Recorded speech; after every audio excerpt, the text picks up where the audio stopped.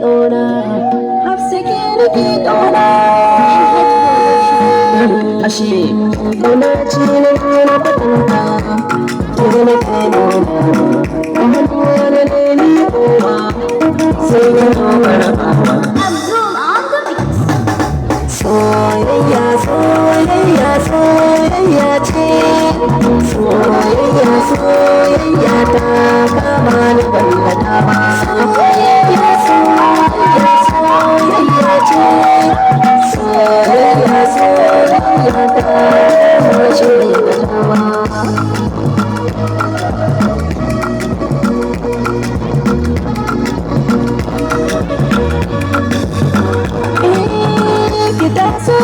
Ki sani ke ɗaya ba gama cikin gidana kuma ba wata ke don wani ta ba.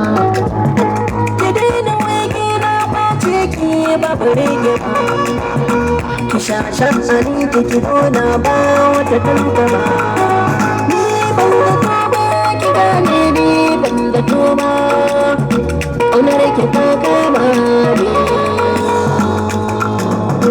Cikin sama ta ki kasance ko da a ce an tantance, ke ce na san zaki zarce don na sake in ta da bance.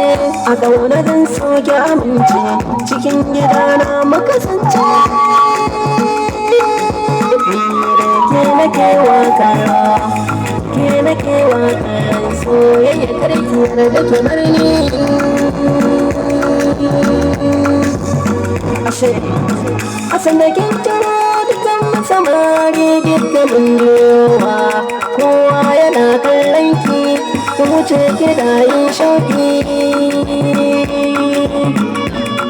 Kada a ki biyo ba a sadda na turo gaban ki na tsaya, idanun su samari su da kasar suna kallon mu.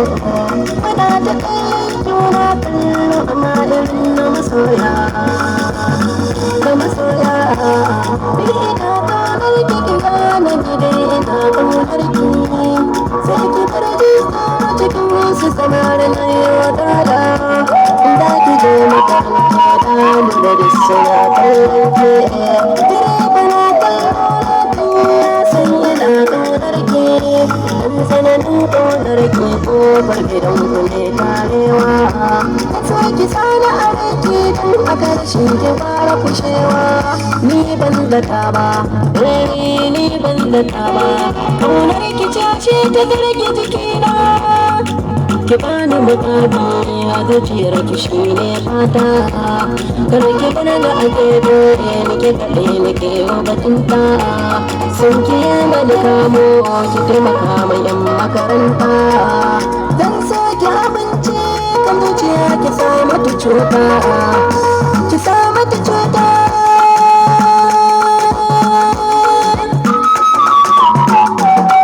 Soyayya, soyayya, soyayya ce, soyayya, soyayya ta kama shi bai gata ba.